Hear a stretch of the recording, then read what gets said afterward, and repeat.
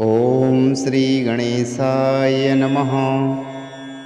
अथ द्वादश ज्योतिर्लिङ्गस्तोत्रम्। सौराष्ट्रदेशे विदितेति रम्ये ज्योतिर्मयं चन्द्रकलावतंसम्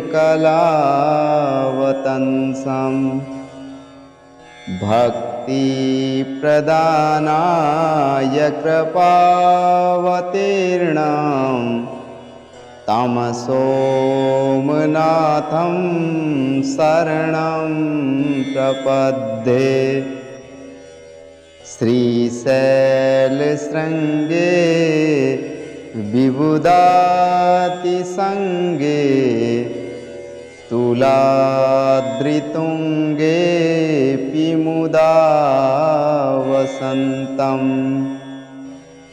तमर्जुनं मल्लिकपूर्वमेकं नमामि संसारसमुद्रसेतुम्। अवन्तिकायां विहितावतारं मुक्तिप्रदानाय च सज्जनानाम् अकालमृत्योर्परिरक्षणार्थं वन्दे महाकालमहासुरेशम्। कावेरिका नर्मदयोपवित्रे समागमे सज्जनतारिणाय सदैव माधन्त्रपुरे वसन्ता ओंकारमीशं शिवमेकमीडे। पूर्वोत्तरे प्रवज्जलिका निधाने सदा वसन्तं गिरिजासमेतं। सुरासुराराधिपदपादपाद्यं श्रीवैद्यनाथं तमहं नमामि। याम्ये सदङ्गे नगरे तिरम्ये विभूषिताङ्गं विविधैश्च भोगे। सद्भक्तिमुक्तिप्रदमीशमेकं श्रीनागनाथं शरणं प्रपद्ये। महाद्रिपार्श्वे च तटे रमन्तं सम्पूज्यमानं सततं मुनीन्द्रैः। सुरासुरैर्यक्षमहोर्गाध्ये केदारमीशं शिवमेकमीडे। सहर्षदीर्षे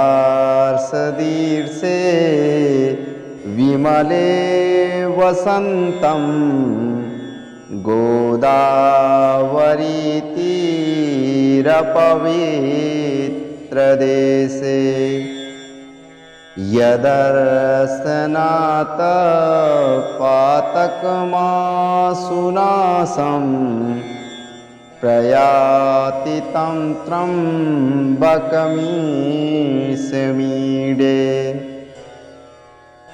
सुताम्रपर्णी जलराशियोगे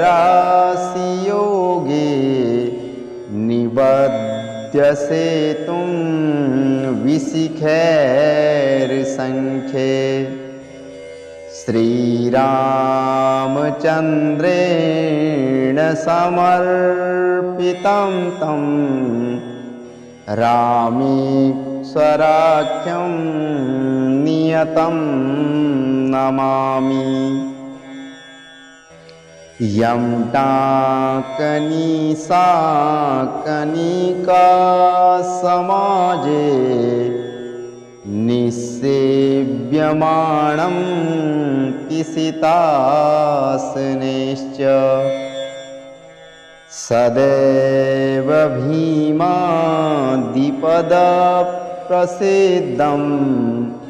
तं शङ्करं भक्तिहितं नमामि। सानन्दमानन्दवने वसन्तं मानन्दकन्दं हृतपापवृन्दं वाराणसीनाथमनाथनाथं श्रीविश्वनाथं शरणं प्रपद्ये। इलापुरे रम्यविशालकेऽस्मिन् सम्मुल्लसन्तं च जगद्वरेण्यं वन्दे महोदारतरस्वभावं घृष्णेश्वराख्यं शरणं प्रपद्ये। ज्योतिर्मयद्वादशलिङ्गिकानां शिवात्मनां प्रोक्तमिदं क्रमेण स्तोत्रं पठित्वा मनजोक्तिभक्त्या फलं तदालोक्य निजं भजे च। ॐ श्रीगणेशाय नमः। अथ द्वादश ज्योतिर्लिङ्गस्तोत्रम्। सौराष्ट्रदेशे विदितेति रम्ये ज्योतिर्मयं चन्द्रकलावतंसं भक्तिप्रदानाय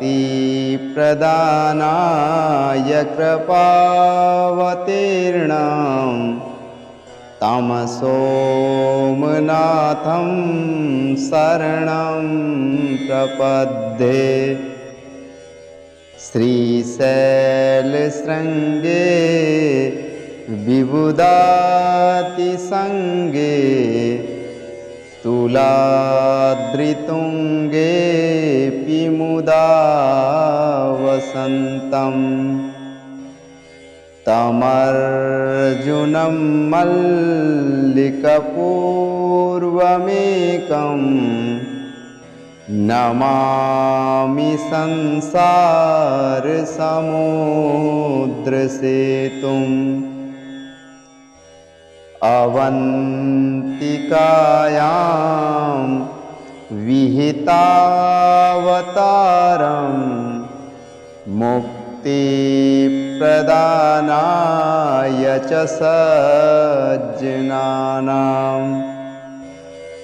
अकालमृत्योः परिरक्षणार्थं वन्दे महाकालमहासुरेशम्।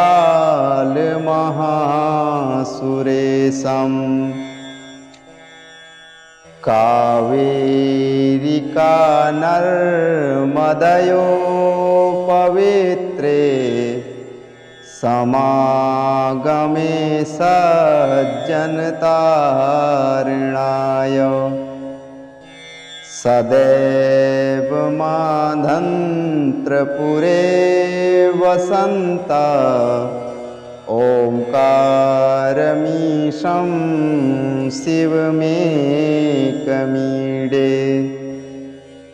पूर्वोत्तरे प्रवज्जलिका निधाने सदा वसन्तं गिरिजासमेतम्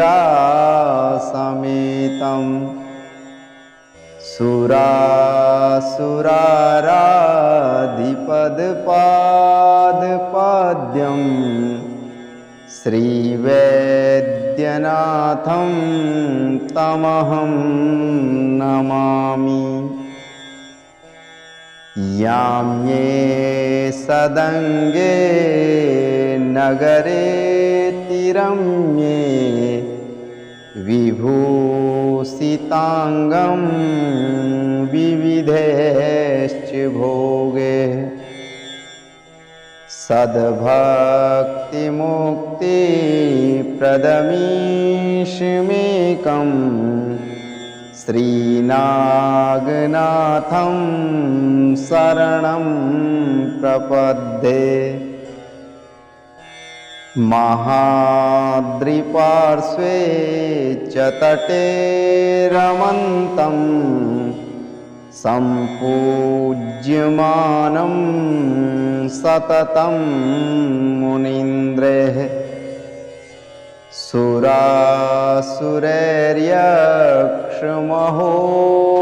सुरासुरैर्यक्षमहोर्गाध्ये केदारमीशं शिवमेकमीडे सहर्षदीर्षे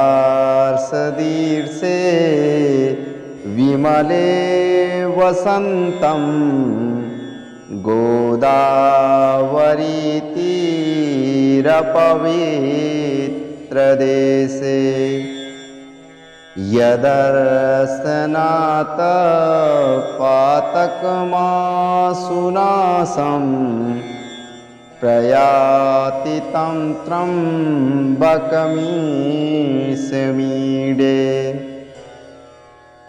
सुताम्रपर्णी जलराशियोगे निबध्यसेतुं विशिखैर्सङ्ख्ये श्रीरामचन्द्रेण समर्पितं तं रामेश्वराख्यं नियतं नमामि। यं टाकनिशाकनिका समाजे निसेव्यमाणं पिसितासनेश्च सदैव भीमादिपदप्रसिद्धं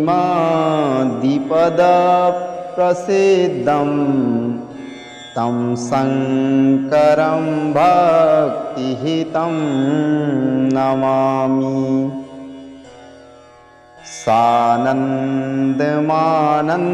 सानन्दमानन्दवने वसन्तं मानन्दकन्दं हृतपापवृन्दं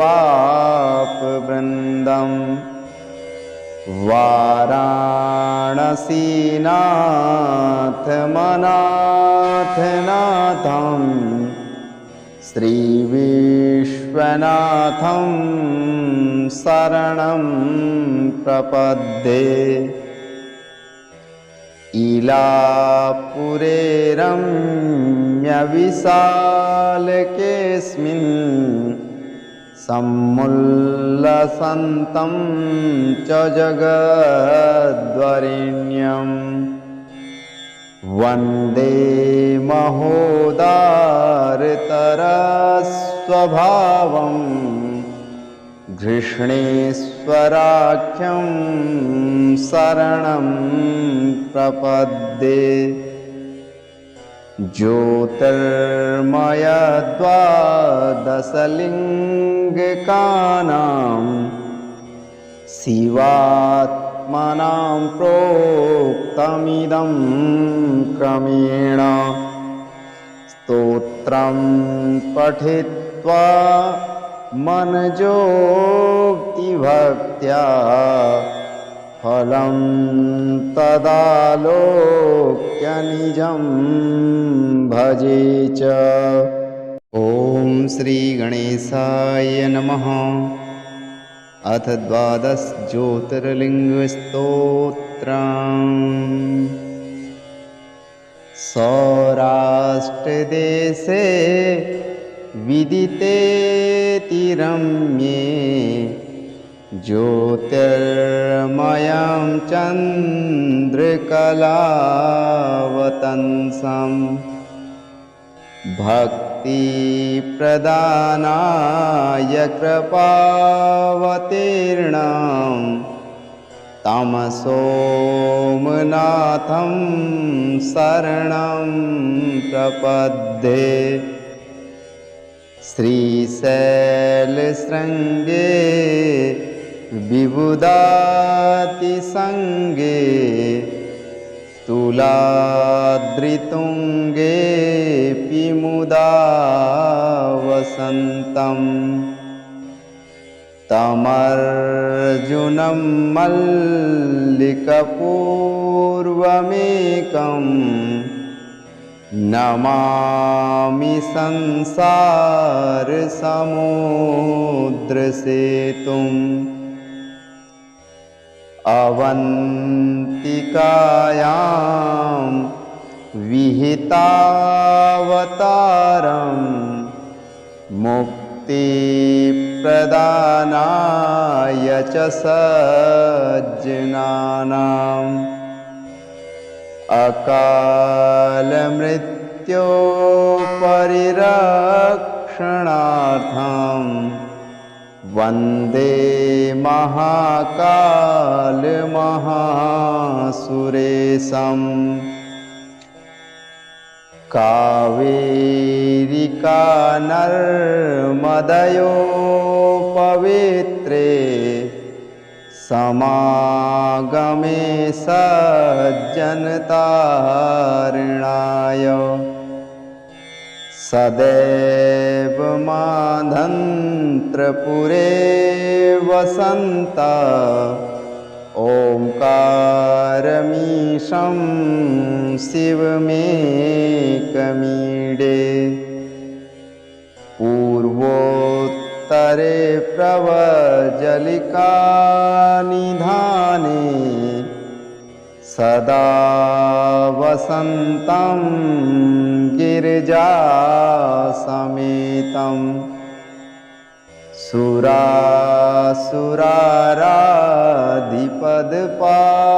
सुरासुराराधिपदपादपाद्यं श्रीवैद्यनाथं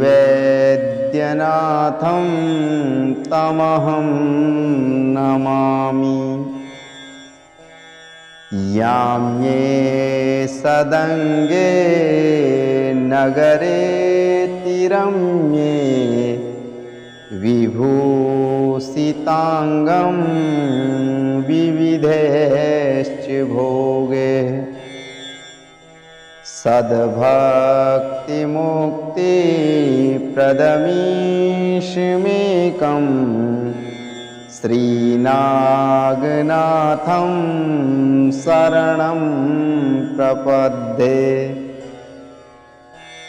महाद्रिपार्श्वे च तटे रमन्तं सम्पूज्यमानं सततं मुनीन्द्रैः सुरासुरैर्यक्षमहोर्गाध्ये केदारमीशं शिवमेकमीडे। सहर्षदीर्षे विमले वसन्तं गोदावरीतीरपवित्रदेशे यदर्शनात् पातकमासुनाशं प्रयाति तं त्र्यम्बकमीशमीडे।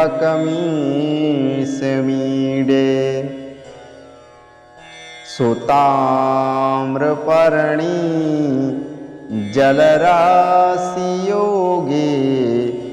निबध्यसे तुम विशिखैर्संख्ये श्रीरामचन्द्रेण समर्पितं तं रामेश्वराख्यं नियतं नमामि। यं टाकनिशाकनिका समाजे निसेव्यमाणं पिसितासनेश्च सदैव भीमादिपदप्रसिद्धं तं शङ्करं भक्तिहितं नमामि। सानन्दमानन्दवने वसन्तं मानन्दकन्दं हृतपापवृन्दं वाराणसीनाथमनाथनाथं श्रीविश्वनाथं शरणं प्रपद्ये। इलापुरे रम्यविशालकेऽस्मिन् समुल्लसन्तं च जगद्वरेण्यं वन्दे महोदारतरस्वभावं घृष्णेश्वराख्यं शरणं प्रपद्ये। ज्योतिर्मयद्वादशलिङ्गिकानां शिवात्मनां प्रोक्तमिदं क्रमेण स्तोत्रं पठित्वा मनजोक्तिभक्त्या फलं तदालोक्य निजं भजे च। ॐ श्री गणेशाय नमः। अथ द्वादश ज्योतिर्लिङ्गस्तोत्रम्।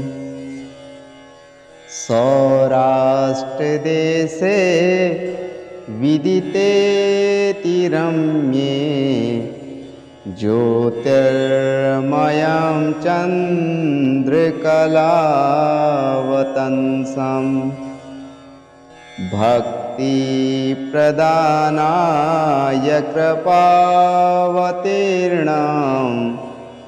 तं सोमनाथं शरणं प्रपद्ये।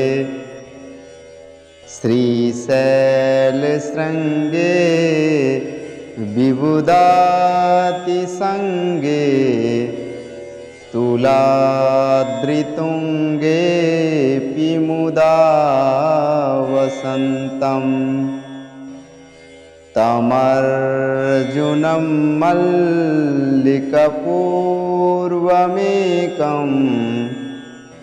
नमामि संसारसमुद्रसेतुम्। अवन्तिकायां विहितावतारं मुक्तिप्रदानाय च सज्जनानाम् अकालमृत्यो परिरक्षणार्थं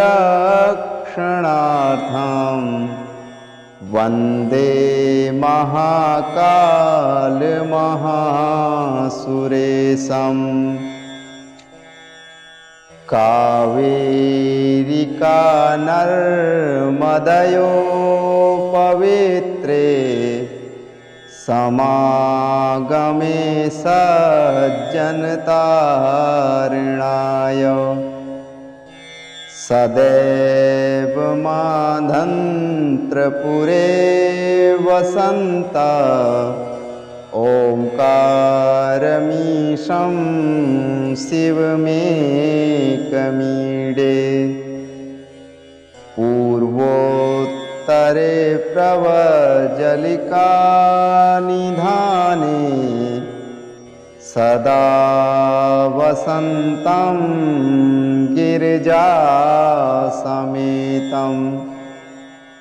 सुरासुराराधिपदपादपाद्यं श्रीवैद्यनाथं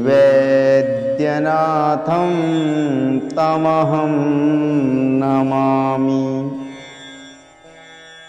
याम्ये सदङ्गे नगरे तिरम्ये विभूषिताङ्गं विविधैश्च भोगे सद्भक्तिमुक्तिप्रदमीशमेकं श्रीनागनाथं शरणं प्रपद्ये। महाद्रिपार्श्वे च तटे रमन्तं सम्पूज्यमानं सततं मुनीन्द्रैः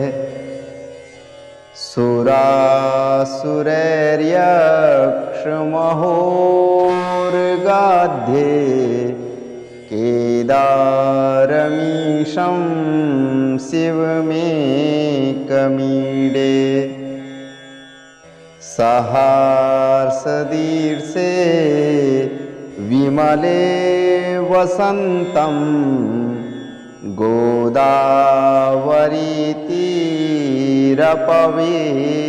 गोदावरीतीरपवित्रदेशे यदर्शनात् पातकमासुनाशं प्रयाति तं त्र्यम्बकमीशमीडे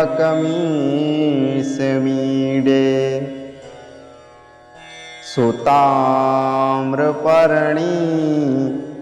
जलराशियोगे निबध्य सेतुं विशिखैर्सङ्ख्ये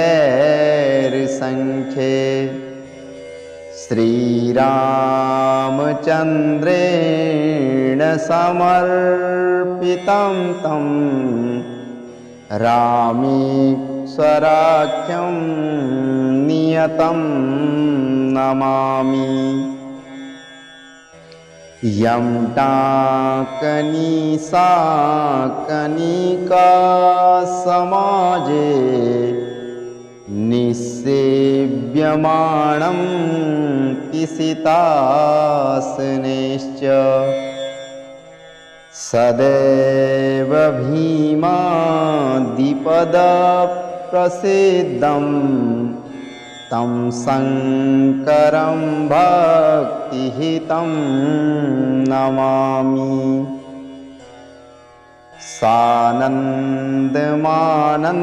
सानन्दमानन्दवने वसन्तं मानन्दकन्दं हृतपापवृन्दं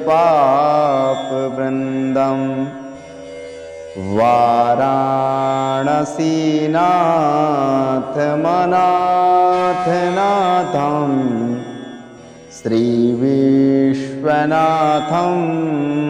शरणं प्रपद्ये।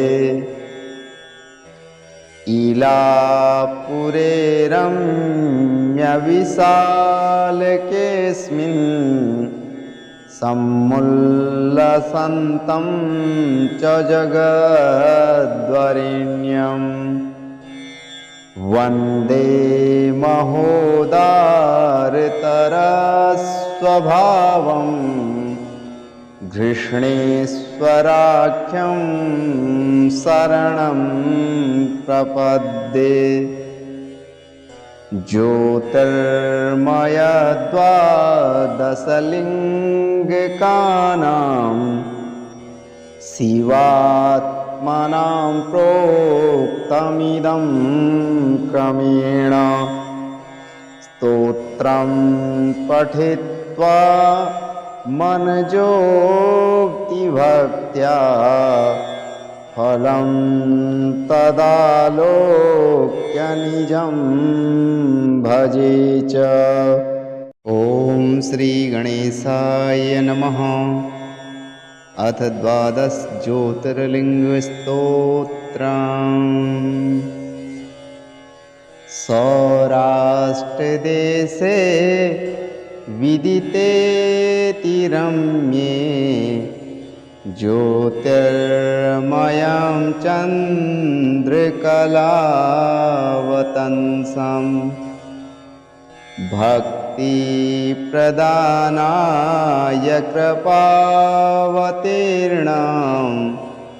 तं सोमनाथं शरणं प्रपद्ये। श्रीशैलशृङ्गे विबुधातिसङ्गे तुलाद्रितुङ्गेऽपि मुदा वसन्तम् तमर्जुनं मल्लिकपूर्वमेकं नमामि संसारसमुद्रसेतुम्। अवन्तिकायां विहितावतारं मुक्तिप्रदानाय च सज्जनानाम् अकालमृत्योर्परिरक्षणार्थं वन्दे महाकालमहासुरेशम्।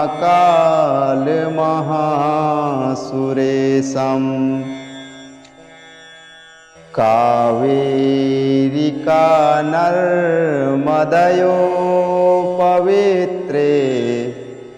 समागमे सज्जनतारिणाय सदैव माधन्त्रपुरे वसन्ता ओंकारमीशं शिवमेकमीडे। पूर्वोत्तरे प्रवज्जलिका निधाने सदा वसन्तं गिरिजासमेतं। सुरासुराराधिपदपादपाद्यं श्रीवैद्यनाथं तमहं नमामि। याम्ये सदङ्गे नगरेतिरम्ये विभूषिताङ्गं विविधैश्च भोगे सद्भक्तिमुक्तिप्रदमीशमेकं श्रीनागनाथं शरणं प्रपद्ये। महाद्रिपार्श्वे च तटे रमन्तं सम्पूज्यमानं सततं मुनीन्द्रैः सुरासुरैर्यक्षमहोर्गाध्ये केदारमीशं शिवमेकमीडे। सहर्षदीर्षे विमले वसन्तं गोदावरीतीरपवित्रदेशे यदर्शनात् पातकमासुनासं प्रयाति तं त्र्यम्बकमीशमीडे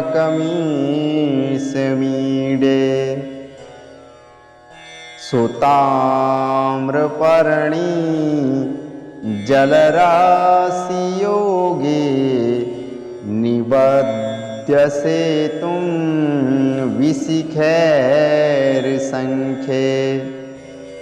श्रीरामचन्द्रेण समर्पितं तं रामेश्वराख्यं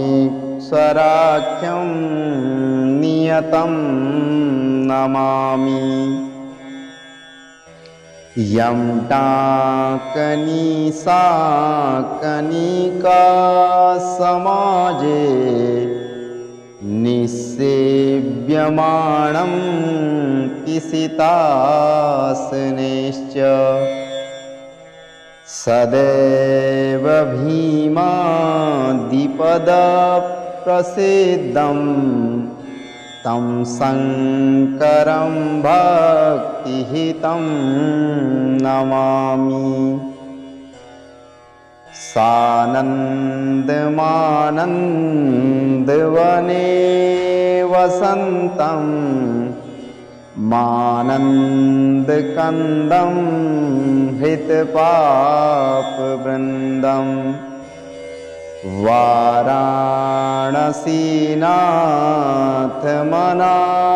वाराणसीनाथमनाथनाथं श्रीविश्वनाथं शरणं प्रपद्ये। इलापुरे रम्यविशालकेऽस्मिन् समुल्लसन्तं च जगद्वरेण्यं वन्दे महोदारतरस्वभावं घृष्णेश्वराख्यं शरणं प्रपद्ये। ज्योतिर्मयद्वादशलिङ्गिकानां शिवात्मनां प्रोक्तमिदं क्रमेण स्तोत्रं पठित्वा मनजोक्तिभक्त्या फलं तदालोक्य निजं भजे च। ॐ श्रीगणेशाय नमः। अथ द्वादश ज्योतिर्लिङ्गस्तोत्रम्। सौराष्ट्रदेशे विदितेति रम्ये ज्योतिर्मयं चन्द्रकलावतंसं भक्तिप्रदानाय कृपावतीर्णं तं सोमनाथं शरणं प्रपद्ये। श्रीशैलशृङ्गे विबुधातिसङ्गे तुलाद्रितुङ्गेऽपि मुदा वसन्तं तमर्जुनं मल्लिकपूर्वमेकं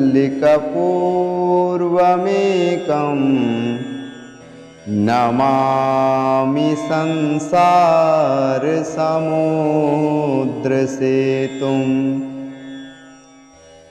अवन्तिकायां विहितावतारं मुक्तिप्रदानाय च सज्जनानाम् अकालमृत्यो परिरक्षणार्थं वन्दे महाकालमहासुरेशम् कावेरिका नर्मदयो पवित्रे समागमे सज्जनतारणाय सदैव माधन्त्रपुरे वसन्ता ओंकारमीशं शिवमेकमीडे पूर्वोत्तरे प्रवज्जलिका निधाने सदा वसन्तं गिरिजासमेतं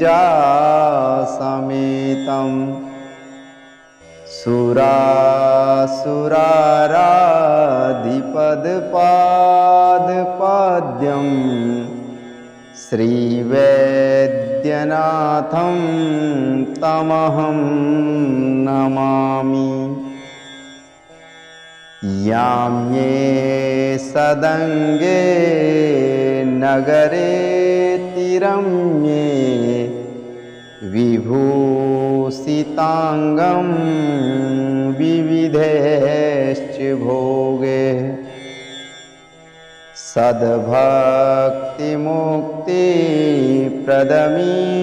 सद्भक्तिमुक्तिप्रदमीशमेकं श्रीनागनाथं शरणं प्रपद्ये।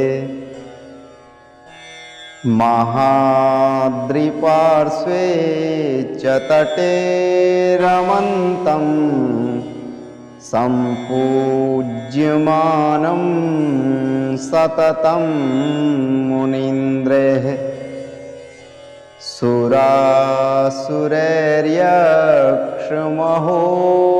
सुरासुरैर्यक्षमहोर्गाध्ये केदारमीशं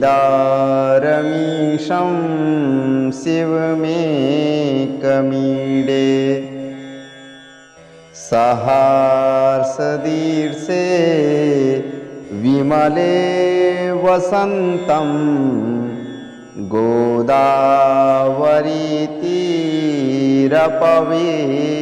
गोदावरीतीरपवित्रदेशे यदर्शनात् पातकमासुनाशं प्रयाति तं त्र्यम्बकमीशमीडे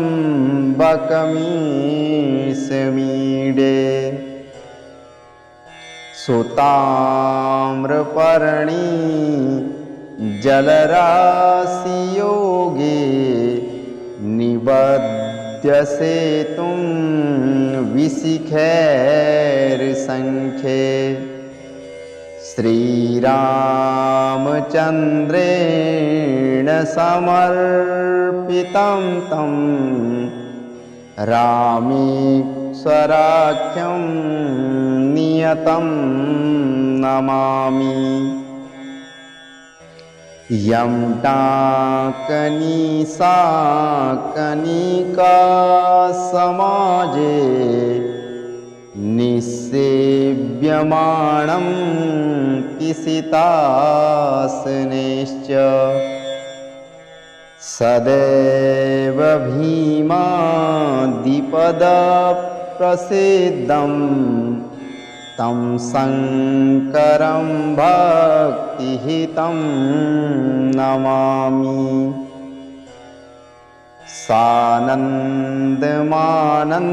सानन्दमानन्दवने वसन्तं मानन्दकन्दं हृतपापवृन्दं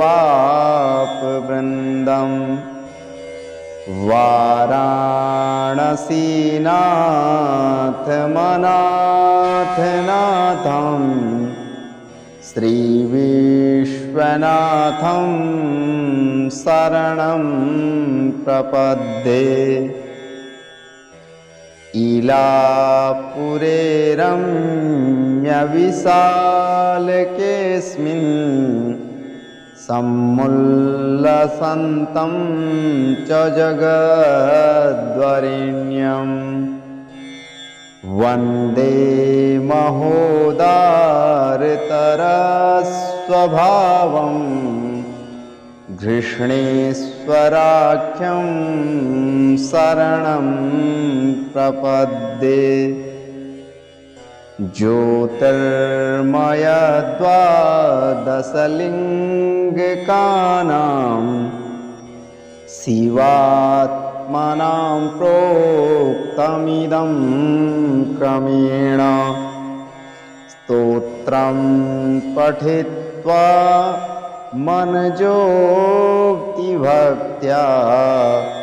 फलं तदालोक्य निजं भजे च।